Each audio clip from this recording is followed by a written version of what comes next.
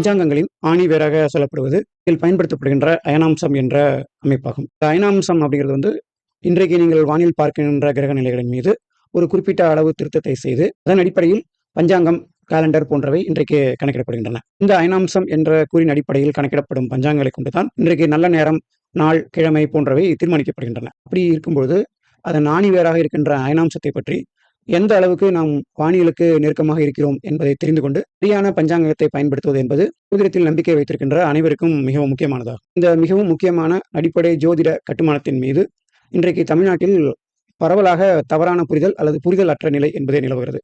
அனைவரும் திருக்கணிதம் என்ற ஒரு பஞ்சாங்கத்தை பயன்படுத்துகிறார்கள். திருக்கணிதத்திலேயே எத்தனை விதமான வகைகள் இருக்கின்றன என்பது இன்றைக்கு பலருக்கும் தெரிவதில்லை. பொதுவாக மக்களால் பரவலாக ஏற்றுக்கொள்ளப்பட்டு வாக்கிய பஞ்சாங்கம் என்பது இன்றைக்கு சந்தை மதிப்பிலும் சந்தையில் பரவலான பயன்பாட்டிலும் கோலோச்சுகிறது. உண்மையிலேயே வாக்கிய பஞ்சாங்கம் என்பது சரிதானா?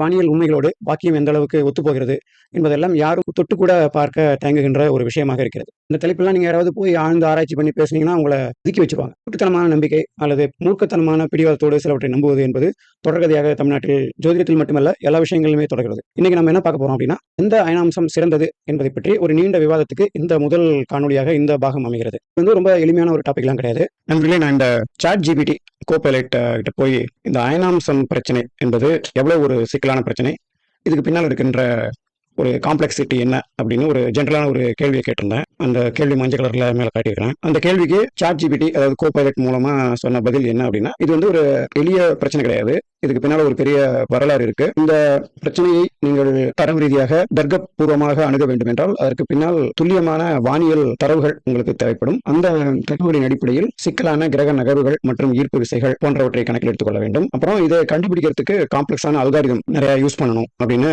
கோபைலட் சொல்லுது. இது ரொம்ப சாதாரண பிரச்சனை இல்ல, ரொம்ப இன்டெலெக்சுவலி டிமாண்டிங்கான ஒரு பிரச்சனை. பிரச்சனைக்கு நீங்க தீர்வு காண வேண்டும் அப்படின்னா உங்களுக்கு கணிதம், வரலாறு, தத்துவம், ஒரு கலாச்சார பின்புலம் மற்றும் ஒரு அறிவு சார்ந்த இன்டெலெக்சுவாலிட்டி இது எல்லாமே ரொம்ப தேவை அப்படின்னு இந்த பிரச்சனைக்கு கோபைலட் சொல்கின்ற ஒரு தொகுத்த பார்வையாகும். ஜோதிடத்தில் 2 முக்கியமான கணிதங்கள் சாதாரண ஒரு மனித அறிவுக்கு எல்லைக்கு அப்பாற்பட்டவையாக இருக்கின்றன. அவற்றில் முதன்மையானது அயனாம்சம், இரண்டாவதாக தசை புத்தி கணிதம் என்ற கூறாகும். தசை புத்தி கணிதம் பற்றி நான் ஏற்கனவே ஒரு வீடியோல ரொம்ப விரிவா பேசியிருக்கிறோம். இந்த வீடியோல நம்ம வந்து இந்த அயனாம்சம் பின்னால் இருக்கின்ற பல்வேறு விதமான காரணிகளை விரிவாக பார்ப்போம்.